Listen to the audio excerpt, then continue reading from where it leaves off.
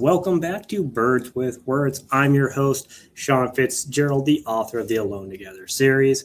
Today, we have a little bit of something different. It's going to be a shorter episode because this interview, while as interesting as it's going to be, is going to transition into a short story read by yours truly. So, without further ado, I'm going to bring on our guest speaker today, Rod Gilley. Hello, Rod. Thank you so much for joining me. Can you take a second, introduce yourself, and tell my audience where they can find your work? I'm Rod Gilley. I'm the founder and CEO of RDG Press. I'm an author, a couple of books published, full service editor, and of course, I own the press. You can find me at our website, rdgbookspress.com. You can learn an awful lot about our business there. I'm on Twitter every day at BrettRod64. On Instagram, I think it's rod.gilley. And I believe on Facebook, it's just Rod Gilley. So you can reach me on any of those, and you can always ask me any question regarding writing, editing, and publishing. I'm always happy to try to help, particularly new authors, get their careers going and learn everything they can without being jive talked by crooks and scandalous bad people. Perfect. And as always, I'll have all of Rod's links linked down below so you can find him a little bit easier. And it's going to be a lot of experience because Rod dropped jive talk. So we know that there's a bunch of experience coming out of this right now. So Rod, thank you so much for giving me the opportunity to read your flash fiction. Hero stuck out to me. It was funny because I started with Hero. It was just like, I was like, I'm going to pick this one. And I related to it very well. I'll probably tell you privately why I related it to it so well. Not fully appropriate for my audience here. So just between you and I. But before we get into talking specifics, there's always a couple questions I like to do for my authors and guest speakers. And one of the first questions that's, just a nice little icebreaker is if you could have a dinner with anybody from history, who would you choose to have dinner with? I think Edgar Allan Poe would be a trip. He'd be fun to hang out with. Yeah, he has a very unusual history. I think that would be a very, very good. So honestly, with your background, that is not a surprise to me. My other question for my guests is always, so it finally happened. The world's ending. The zombies are coming. Are you surviving? I would hope I could survive. Not too long ago, I read Dark Bloom, and I'm not sure I would survive. Yeah, Dark Bloom by the legendary Molly McCobb. It depends on the type of zombies that we're talking about. I always say, if it's the classic George A. Romero style zombies where they're shambling along, I think most people are probably going to make it out unscathed. When you start getting into those more fancy versions of the infected, I think that's where we start running into some big problems. I think that the reason I doubt whether or not I would survive is, like I said, I read that book, and it wasn't so much the zombies that would freak me out. It's more, and I'm sure you can relate to this because you have a military background, it's the human beings, the people. Without our societal barriers, police, certain rules, whatever, we think, gee whiz, our life is so full of rules, but without them, without a police officer somewhere around, my wife and I couldn't leave our home. If we did, we'd be dead in 5 minutes. And, in an apocalyptic situation with no rules, sadly, a lot of people would become barbaric animals. And I'm kind of a civilized man. I'm not sure I could, and I'm old enough that, martial arts background doesn't mean as much when you get old and crippled, Feel you on that. I obviously author of the Alone Together series. I spent a long time looking into, what's the real cost of something like that happen. And you'd be surprised how much our society is dependent on other people taking care of us. So our nutrition is very curated to make sure that even if you buy the worst of our food, you're going to somewhat survive. But if you take away our distribution network, things as simple as scurvy become a very real issue for people. Mm-hmm. And those are the concerns that when we talk about long term that I worry about, because the first couple of weeks probably not that bad, but once the distribution network falls apart, once power goes out, I think that's where you start seeing a lot of the chaos happen. Yeah. Well, not too long ago, I don't dig politics. I won't get into it, but it's actually happened many times in my lifetime where we have these variously triggered riots. And I think that's a good picture of what post-apocalyptic would look like. And it's an ugly picture. Yeah, stay away from the city centers for sure. Mm-hmm. So let's talk about your Flash fictions. I'm going to focus primarily on Hero because that's the one, obviously, that I did the reading on. But feel free in any of these questions, to expand and elaborate as much as you wish. So what I'd really like to first ask you is, where did you get your inspiration for the story Hero? Inspiration for me comes from a whole lot of places. I'm a 100% pantser. I don't plan anything. And while I'm typing a story and I'm in this paragraph, I have no idea what's going to happen in the next paragraph. I really let the story develop. I sort of follow my characters. So with the Hero, that was in my very first published little book, The Hero, the Fear, and the Date.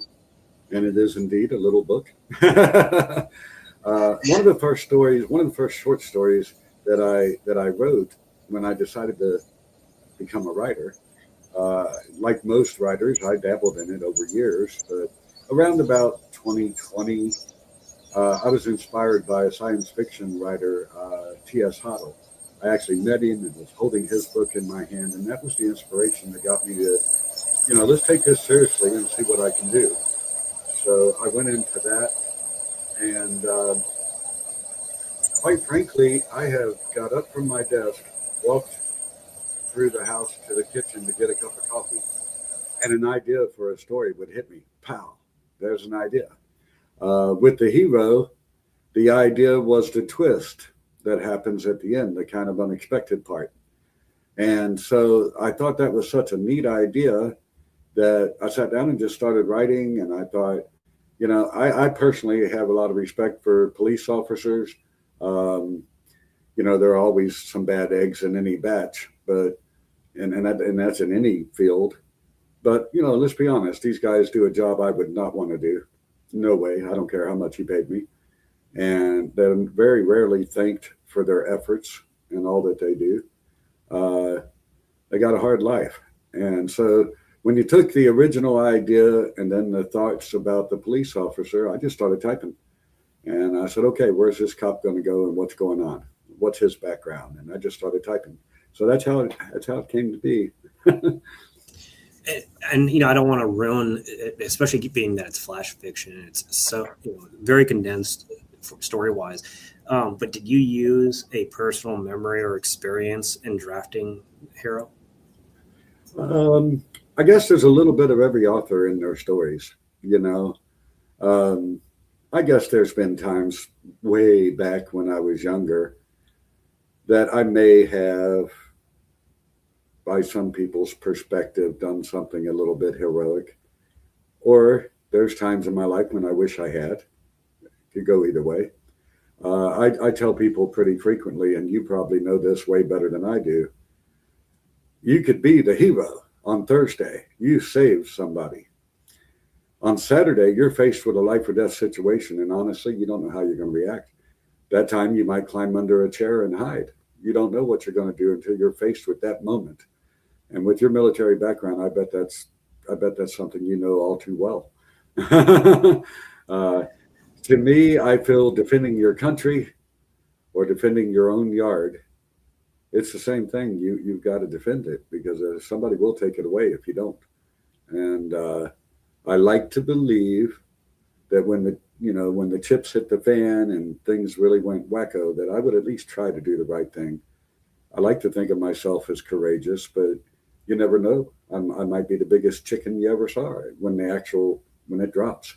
Do you agree with that it's unpredictable what you're actually going to do when you're faced with something? Yeah, absolutely. There's actually a saying in the military that every plan is perfect until you get punched in the face. That's a good one. I like it.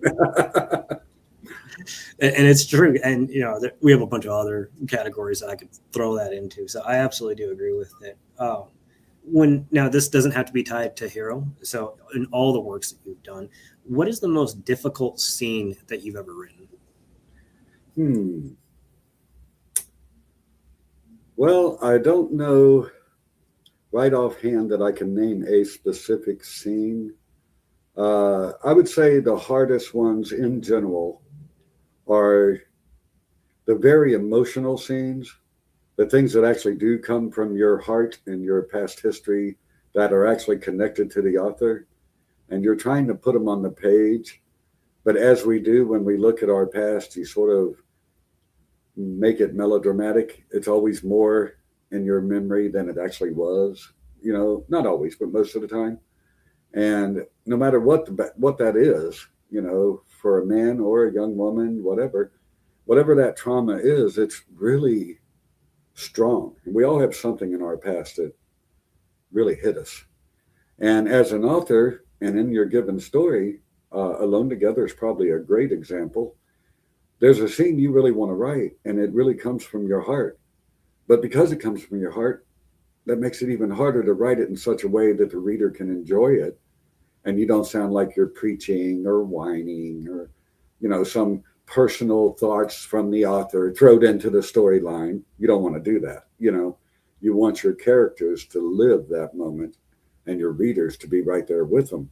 And that's really hard to do when it's something real close to you, something in your heart that matters to you.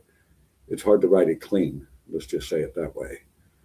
And so I'd say overall, in general, that would be the hardest thing. That, and then very close second, which I don't dabble in this really, is to try to write humor. Well known to be the hardest thing to write, one of the hardest. Mike Mullman, very funny guy. He's got a natural talent for it.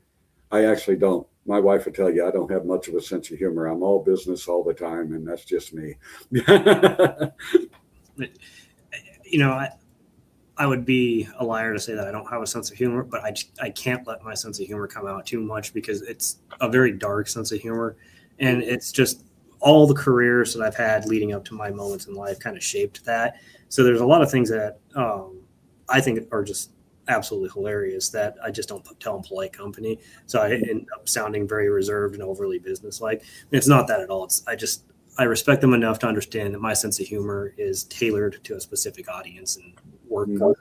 So fully understand. I mean, I've always told people that when it comes to writing, where I struggle is writing children.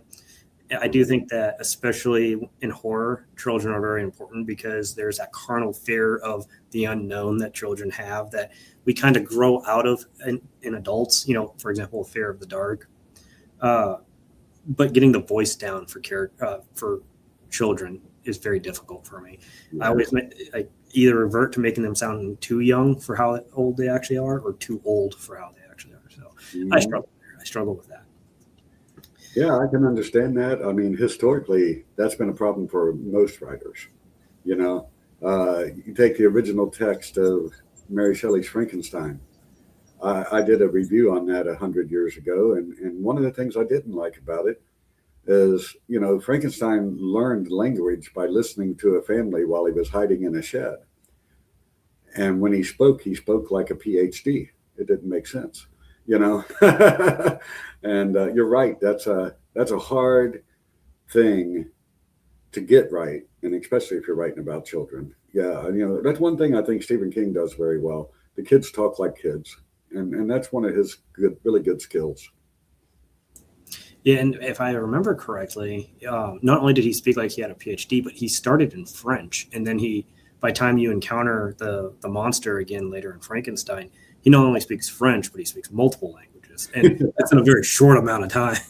Yeah, fantastic story. One of my favorites. I've got a really elaborate copy on my bookshelf. A fantastic story, especially for its time. But, she's the godmother of both sci-fi and horror, in my opinion. Yeah, but sometimes there's little details missed. And so, if you struggle with that, never feel bad about it, because some of the masters in the world of writing, they struggled with it too. So this next question is kind of related to my earlier question. Do you use your memories or personal experiences? Do you ever write people into your stories? No, not really. Not really, because I don't really plan my stories. So I don't intentionally write someone I know into my story. I'll be, writing along, whatever the storyline may be. And Steve Stark will pop up and Molly McCobb will show up and she'll kick his butt. And I'm like, how did that happen? I don't know, but I hope I can keep up. And Molly would absolutely win that fight, and all because we know what type of man Steve is, because Steve thinks that Chucky would beat a xenomorph. So we already know that Molly's going to beat him just because of that one factoid out there. I got you, Steve. Don't worry. I'm never going to let that go. Steve once. He's actually a very powerful looking man. He'd break me like a twig. Yeah.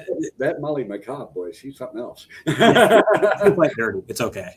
The dirty fighter is the one who wins. Two of my favorite writers, and I can't help but chat about them a little bit. I love them both. They're fantastic people. I love that your favorite writers are both Dark Veil Society writers. So that cool. warms my heart.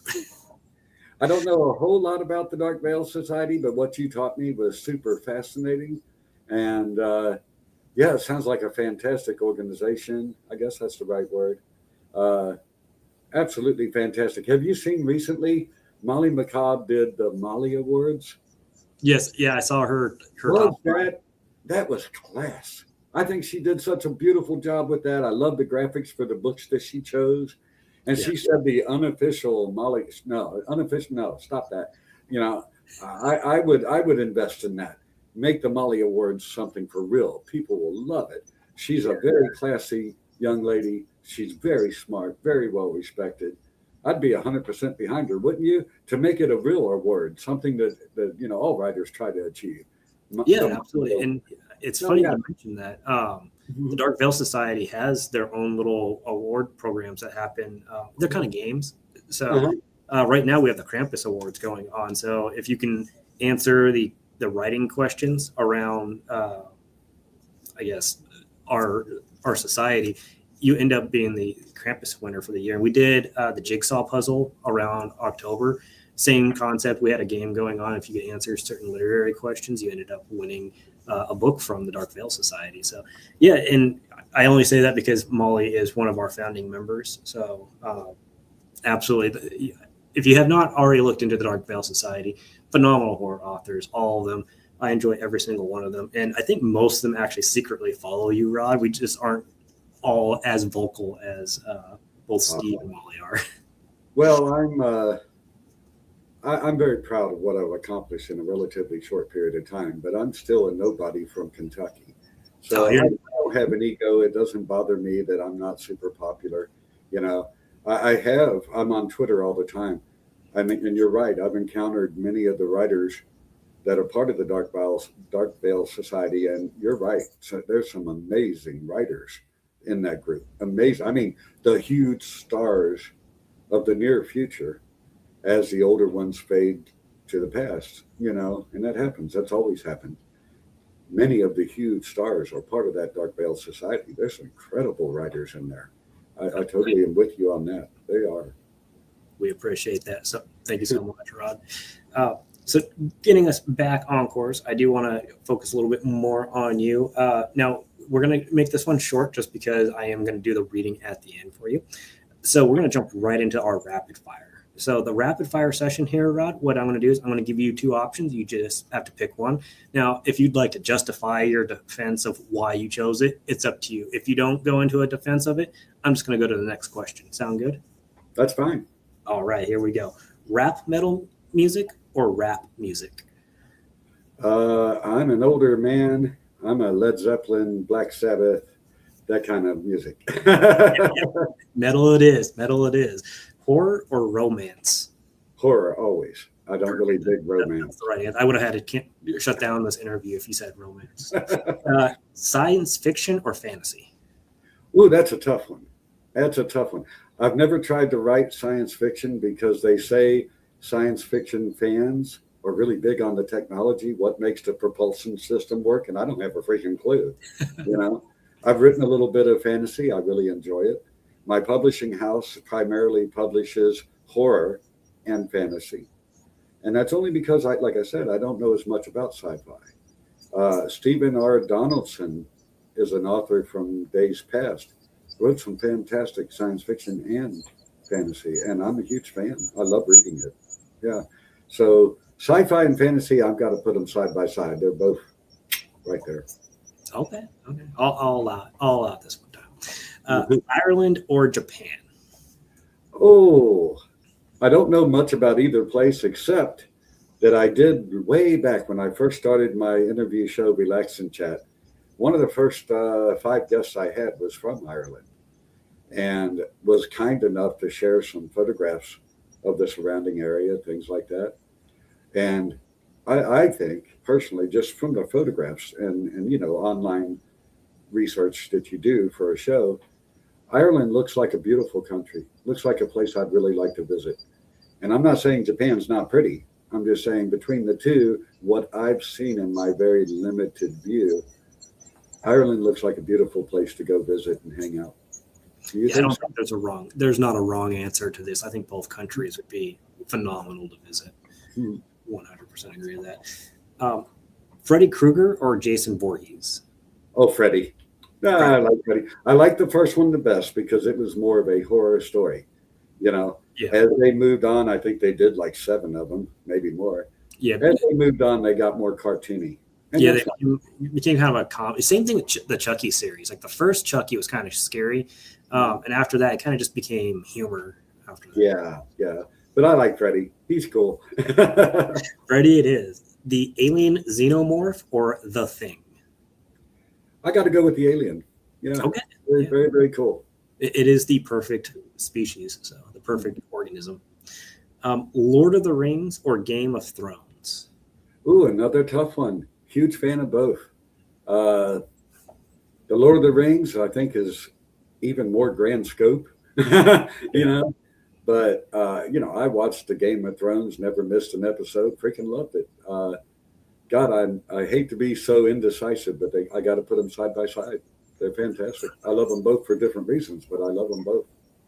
I think this is a good question, especially for the people I have on that are real into fantasy, because it tells you what type of fantasy they're into.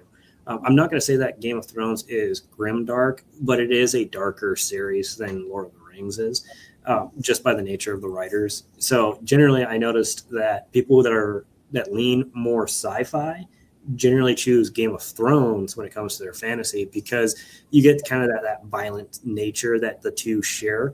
Whereas usually if people at the beginning say that they like fantasy, by the time we get to this question, they're usually saying Lord of the Rings. So it's funny that you gave the same answer of I'm going to put them side by side. And then right here we came and you said, I'm going to put them side by side again.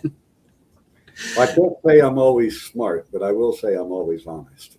That's all we need. Hopefully this one's a tough one as well. Breaking Bad or The Sopranos? Oh, you're not going to like me on this one. I love them both, so you can't be wrong. I haven't seen either. Okay. Well, now you know you can sit down, especially if you like crime series, go out there, and I recommend you start with The Sopranos. And I say that because if you're into filmography, The Sopranos kind of broke the mold of creating the anti-hero as being the central character for a TV series. And then if you watch that and then you go into Breaking Bad, which I think of the two, my parents are going to hate me for this, I do think Breaking Bad is the superior show, but Breaking Bad was able to run because The Sopranos walked. Oh. So 100% you need to watch it. They have phenomenal characters, and it's just a star-studded cast in both series. So, I used to love watching movies. I watched movies all the time. Loved them. Last 5 years, I've worked so many hours, so much. My wife will tell you, I'm always in my office, always at my desk. I bet I've watched 3 movies in the last 5 years. I haven't watched a lot, and I've missed them. I do. I miss watching a good movie. But, I'm so busy with the various things I do, I just don't have the time. And I hate to sound like this person. There's been a couple of new movies that I've been very excited to watch. And then I watch them and I feel completely let down. And there's so much of why I feel let down, from the way that they shoot the movies to just the way they tell the story, that I end up going back. I'd rather rewatch older movies not even movies I necessarily watched when I was younger. So there's not that, biased, but I just find those movies more entertaining because the way they're written. So I do think that modern movies at least are struggling in that room. Yeah, I think movies and books, any media, the mindset, particularly in horror, has taken some different paths in the recent, let's say, the last 10 years. Let's just say that. And, horror in its pure form, in my opinion, is all about atmosphere and depth, pulling your reader into the story. The most recent one I can think of that did that well was Pet Sematary by Stephen King.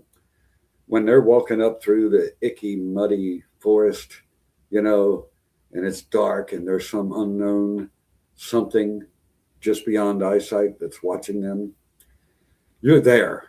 I got goosebumps. I mean, it's real. And horror has taken so many other paths now. And I don't want to start any arguments with anybody. Everybody do your thing. It's cool. But the movies are following in this path in too much, I think. And that is where shock value is everything. Gore to a ridiculous point.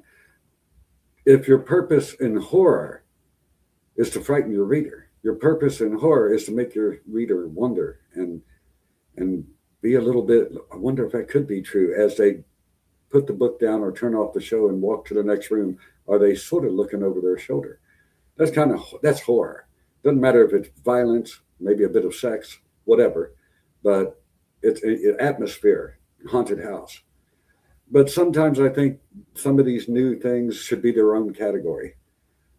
There's parts of horror now that it seems like the sole purpose of the entire story or movie, particularly movies, the purpose is just to shock, gross out your viewer or your reader, try to make them sick to their stomach if you can. That should be a genre of its own. That's not really horror. It's not scary at all. It's just gross. And I don't think it belongs in the category of horror. Yeah. And sadly, if you I may not sit and watch a full-length movie, but, I try to keep up with the times a little bit, And it's gradually, over the last 10 years, it's gotten more and more where, especially in movies, less and less plot, less and less storyline, more and more shock. There was one movie, I can't remember the title of it, but literally, this is one of the ones I actually did watch. Literally, the girl stood by her bed as a little clock was running.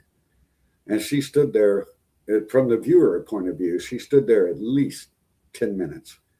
And that's what you were viewing. You sat there for 10 minutes watching this girl stand still on the screen. And then thought someone threw a shoe at the camera. Oh, one of the greatest scary movies ever. No, you're bored out of your damn tree and something suddenly happened. That's all. Nothing scary about the story at all. Just that shock, And to me, that's moving away from what horror should be. And not everybody's going to agree. And again, I don't want to start a war with anybody, but that's my personal opinion.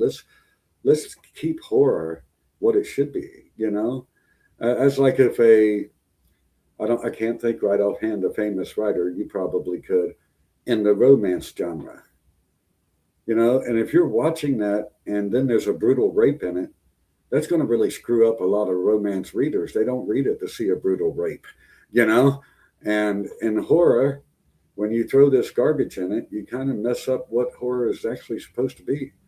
And I'm sorry I went on too long there, but it really is something that matters to me because I love the horror genre so much. That's my favorite genre at all and everything. I'm going to recommend a book for you if you haven't read it already. It's Who Put Bella in the Witch Elm by Blake Meyer, also another Dark Veil Society author. Phenomenal story. And if you're talking about setting up that atmosphere, it follows a brand new crime scene technician as she comes in and she takes in a role trying to further herself. And when she walks in there and she's setting up this lab for herself because she's taking over from somebody. You get the sensation of, being in a sterile environment, but there's oddities because they're set in a basement of an old building. So there's that new mixed with the old that's coming in there. And then he slowly introduces the creepy element to it. I won't say any more. So you do have to see it. It is based loosely on a true crime, but the events obviously are all fictional. What was the title again? Who Put Bella in the Witch Elm? I think I've seen that on Twitter. Doesn't it have like an incredible cover, like super awesome cover? Yeah, he has a very memorable. Yeah, I will go right after this show and make sure that's on my TBR. Absolutely. I will check it out on your recommendation. Yeah, I'll check it out. Yeah, of 2025, it was my favorite horror story that I read. Wow. Yeah, I will. A high bar to set. Yeah, I will absolutely check that one out. Yeah. Well, Rod, usually this keeps going, but like I said, we got a special moment here where we're going to transition here in just a second, and I'm going to do the reading of your story. So before that transition cuts over, why don't you take a second, introduce yourself again so my audience remembers who you are, and tell us where we can find your work. Again, I'm Rod Gilley. I'm the founder and CEO of RDG Press. The company has grown. We started officially, our start date was October 5th of 2024. And in that time, we've grown into 4 divisions. A couple of them are new, under development. We've got RDG Books United Kingdom, which is going to be head up by our COO of UK operations, Aaron Hook. You probably know him. He's got a fantastic YouTube show for reviewing books and interviewing authors. And Aaron's an incredible fella, and I'm super proud and super happy that he joined the company. We've got fedoraart.work. That's our website for the unique and collaborative way that we do covers for authors. We do them for RDG Books Press and RDG Books United Kingdom, but now we do them for anybody that wants them, indie authors in particular. And if you want to have a nice cover and go to another publisher, that's fine. Go through Fedora Art. I've had this division for a long time. It's always there. It's been a little bit sidelined because I've been so busy in the press, but RDG Books full service editing is available, and we'll be opening to submissions for people that would like us to edit their book that they intend to self-publish or publish elsewhere. We do a full service edit, complete developmental edit and line edit and copy edit. We also help with the back cover blurb. And I don't think, as far as I know, no one can really beat our price for what we give. So those 4 divisions in 1 year, I'm very proud of how the little company has done. Thank you so much, Rod. And again, I'll include the links down below. Now, everybody, please stay frosty because here comes Hero.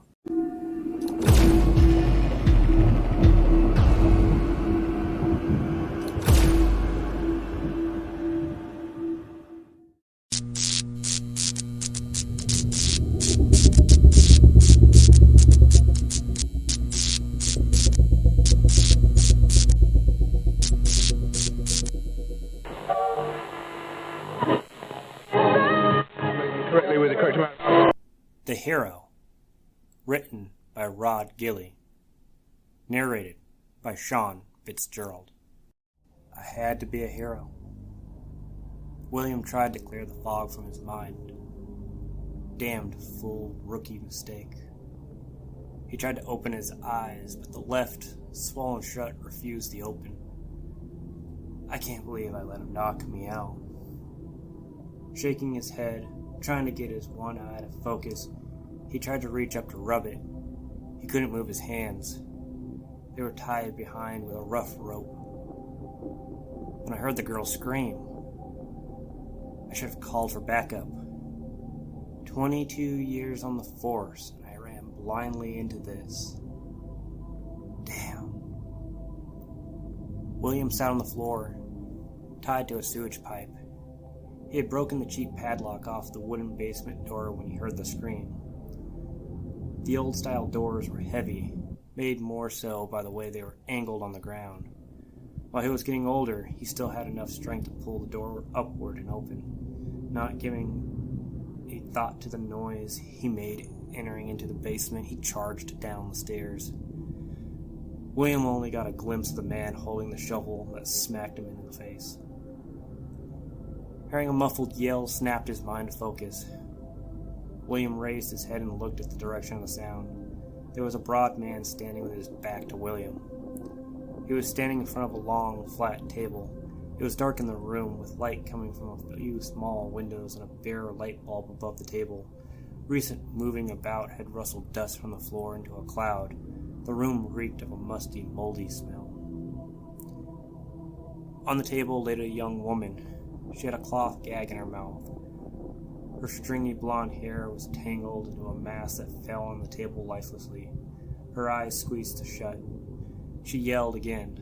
William gasped, watching the man trail the tip of a large knife down her thigh.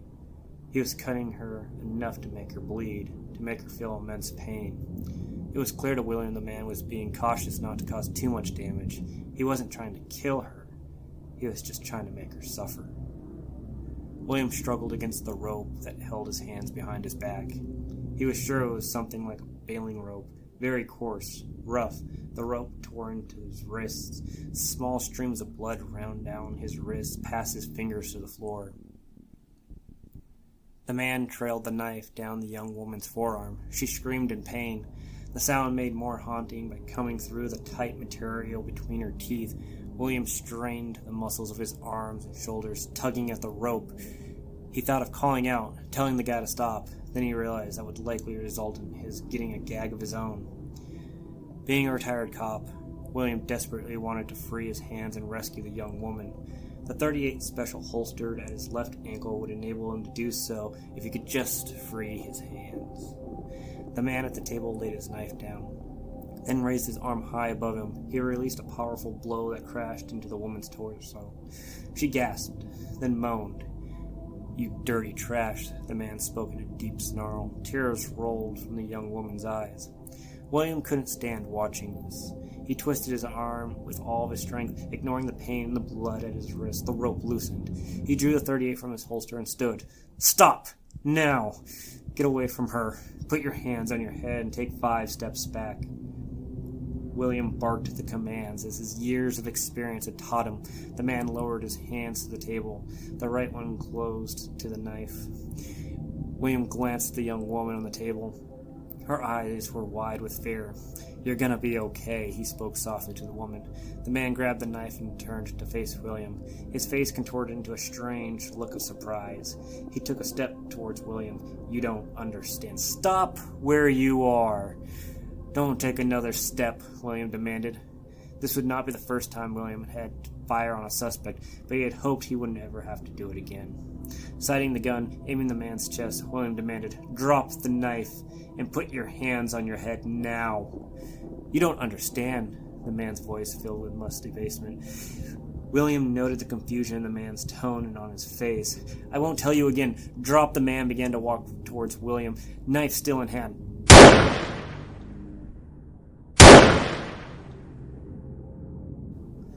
Two .38 slugs tore into the man's chest and he fell to the floor. William walked up and kicked the knife away from the man. It didn't take more than a glance to see the man was dead. Stepping past him, William laid his revolver on the table and untied the young woman. He helped her stand, but in a few seconds her body fell against his. Still conscious, he cradled her in his arms. "It's gonna be okay. I'm gonna get you some help."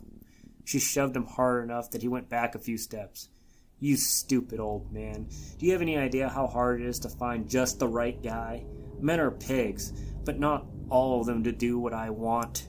Her eyes were wide with rage. William's heart raced in his chest until he saw her level his own .38 revolver at him. His heart stopped beating as he sighed. "I had to be a hero."